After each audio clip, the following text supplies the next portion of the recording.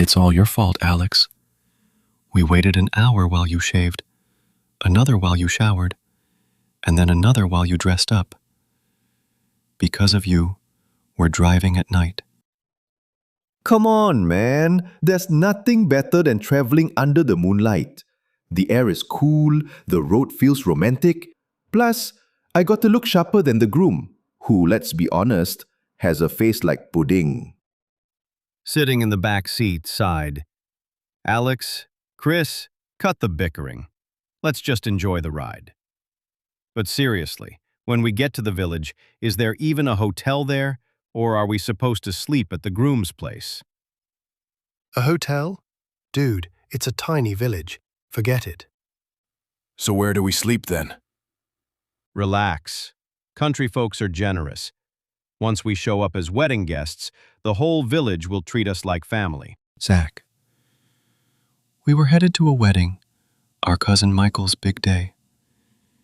He insisted on having it in his village, even though none of us had ever been there before.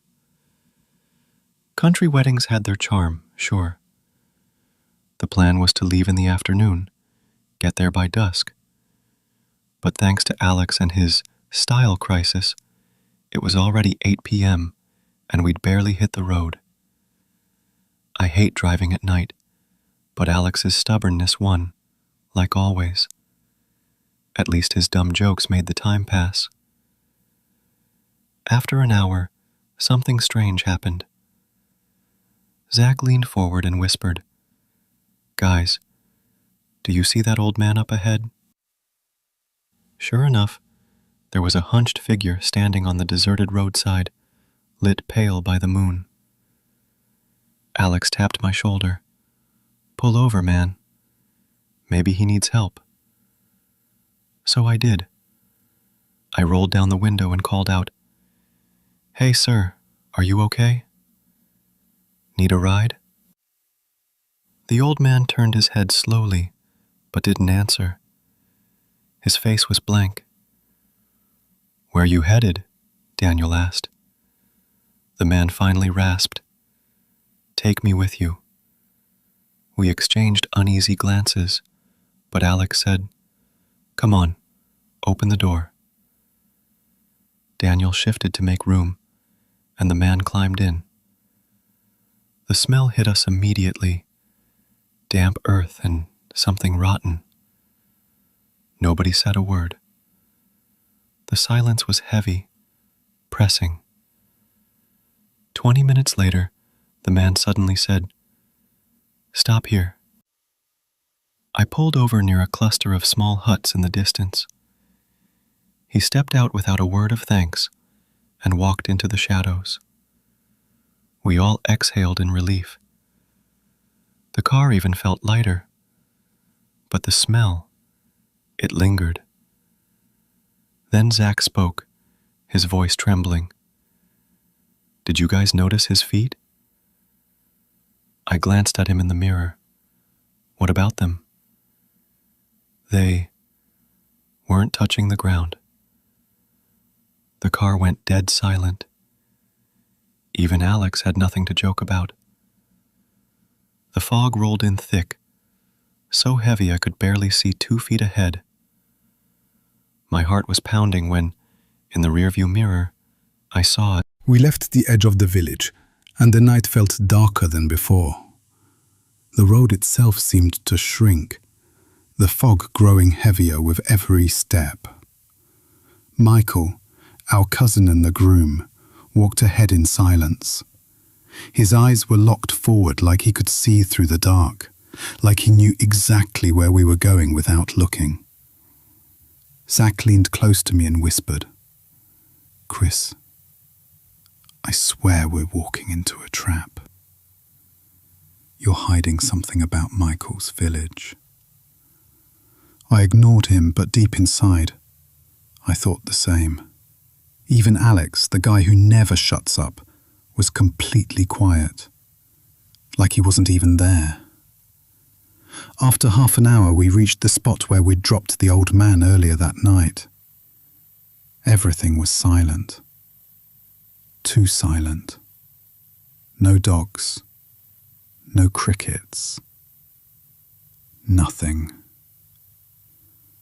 Suddenly, Michael stopped.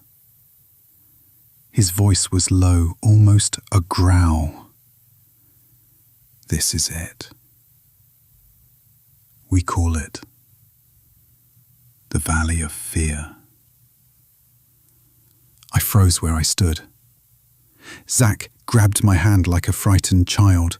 Michael turned back to us and said, "Listen carefully. If you see anything or anyone, or if you hear voices calling your name, don't answer. Don't go near them. If you do, you won't come back." Before we could react, before we could even question him, a sound cut through the silence. Laughter. Daniel's laughter. It echoed ahead of us, loud, clear, unmistakable. My legs moved on their own. I ran toward it without thinking until Michael yanked me back hard. "Stop! That's not Daniel." The laugh came again, this time behind us, then above us, then right at my ear, a breath brushing my skin. A whisper. "Chris, why'd you leave me?" My whole body went cold. I wanted to scream. Michael's friend flicked on a powerful flashlight and aimed it at a massive tree. There, under the branches. Daniel said, "But it wasn't him." His face looked the same, but his eyes were pure black. Not the shadow thing this time. Daniel himself, standing in the distance. His back turned, his head tilted like he was staring at something far beyond us. We shouted his name. No response. Alex ran to him, shaking him, crying. Daniel finally blinked like waking from a nightmare. His eyes darted around, confused, terrified, before he collapsed into our arms, sobbing like a child. He clung to us desperately. We rushed him back to the car. The whole drive to the village, Zach muttered nervously, while the rest of us sat in silence. Daniel suddenly smiled weakly and said, "You guys left me. Bastards." Then he laughed, trying to reassure us. We laughed back, but none of us believed it. By the time we got back, Michael's father welcomed us and took Daniel inside, trying to comfort him.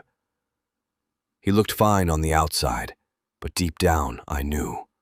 Nobody walks away from something like that completely okay. It was nearly 2 a.m. Michael refused to leave us, insisting he and his friends stay in the room with us. One by one, we pretended to fall asleep, but none of us really did. Daniel eventually drifted off. Half an hour later, I opened my eyes. He was standing at the door, his hand on the handle, trying to leave. We all jumped up at once and dragged him back to bed. His voice shook as he whispered, "He's calling me. Let me go." We held him down until exhaustion pulled him back into sleep. And then we sat awake, keeping watch, until the first light of morning. When he finally woke around 10, he looked calm, almost normal. But none of us were fooled. The valley hadn't finished with him. We had breakfast, and the wedding day kicked off in full swing. Music, dancing, laughter. The whole village was alive. But through it all, we never let Daniel out of our sight. If we split up, one of us stayed with him. If we were together, all eyes were on him. Sometimes, though, he'd drift away, walking like he wasn't even there. We'd follow, call his name, and he'd snap out of it, confused, like he was waking from a dream. He'd come back without us saying a word, his face pale, his eyes asking silently, "Why was I there?" Alex, usually the joker of the group, had lost his humor entirely. Fear for his brother kept him quiet. Every night was the same. Daniel would wake up, try to wander outside, and we'd drag him back, guarding him until he collapsed into sleep. 3 nights like this, the scariest and somehow the most beautiful days of our lives. On the 3rd evening, around 5, Alex and Daniel's mother called. She was panicked, insisting we come home immediately. We had planned to leave the next morning to avoid driving through that cursed valley at night, but her desperation forced our hand. We said goodbye to Michael and his family, ignoring their pleas to stay another night, and hit the road fast, racing the sun before it slipped away. We reached the valley just as the horizon began to burn orange. My foot pressed harder on the gas. Daniel stared out the window, transfixed, like he could hear something none of us could. Zach muttered nervously. Alex clutched Daniel's hand, but Daniel sat frozen, absent. Then, boom! The tire blew. The car skidded wildly. For a second I thought we were going to flip. Somehow we didn't. "Stay with your brother," I barked at Alex, and Zach and I jumped out. We worked fast, replacing the spare in 15 minutes flat. I popped the trunk to throw in the ruined tire. And then, the door slammed. Daniel bolted. He ran straight into the valley, full speed. Alex and Zach chased him. I stood frozen, fear drilling into me. Would we ever see him again? I dialed Michael with shaking hands. Michael, I'm so sorry, man. I ruined your wedding. What happened? Tell me." The tire blew, and Daniel ran into the valley. Silence. Then, "I'll get Adam. Stay there. Don't move." I didn't. I couldn't. The valley swallowed sound, light, even thought. The fog pressed down like hands on my shoulders. I flicked on the high beams, swept the darkness left and right. Nothing. After 20 minutes, Michael and Adam arrived. For the first time, I breathed. We split up, Michael searching right, me and Adam left. Adam held that same powerful flashlight from before. I scanned with my phone, heart hammering. Then the radio crackled, Michael's voice. "Chris!" I found them, Alex and Zach. "Sending you my location. Hurry back. Don't get lost." We regrouped. Alex's face was pale. Zach shook as he explained. We chased him, but Alex tripped. I caught him before he fell, and when we looked up, Daniel was gone. We stood in silence, the weight of it crushing us. I turned to Michael. "Take us back." To the place we found him the first time. His jaw clenched. He nodded. We drove deep into the valley, headlights stabbing through the fog, until Michael stopped. We got out. The air was still, too still. And then, laughter. Daniel's laughter. It came from everywhere at once. Michael hissed, "That's not him." "Don't answer. Don't move." The laughter grew. Echoes twisting into screams, figures shifting in the dark. Suddenly Adam shouted, "There! I see him!" We all ran. Daniel stood at the edge of the valley, staring into nothing, body swaying like he was pulled by invisible strings.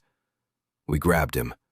His chest heaved, a sharp gasp tearing from his throat like his soul had just slammed back into his body.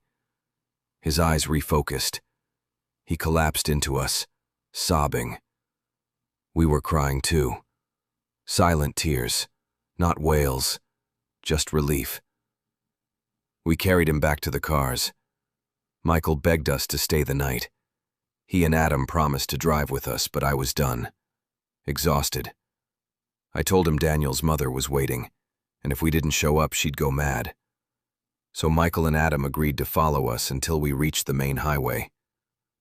The drive was tense, 45 minutes crawling by. At the first gas station on the highway, we finally stopped. Safe. Michael climbed out to say goodbye. Adam too. But Adam grinned and said, "Who said I'm going back with him? Not me. He can return to that cursed valley alone. I'm heading with you to the city. Somebody's got to watch Daniel." Michael laughed. "You traitor. But fine, I'll let you go. Just don't forget, I still have wedding gifts waiting at home." Adam smirked. "Split 'em with me and maybe I'll reconsider." Even Daniel laughed at that. Weak but real.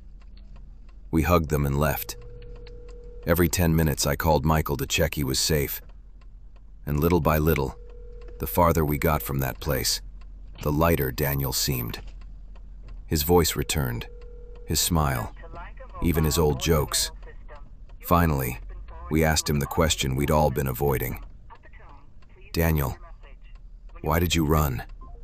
Both times?" His face went blank. He whispered, "The old man. He wasn't in the car with me. It was my father, talking to me, joking with me. You all heard him too, right? He told me to get out with him, said he needed me. I followed. After that, nothing. Just emptiness." "And the second time?" I asked.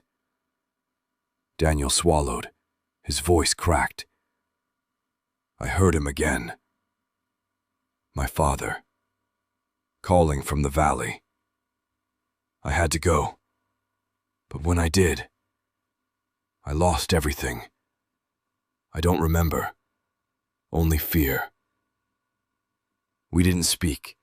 We just drove in silence, city lights finally rising in the distance. And deep inside, one thought chilled me. The valley still wanted him.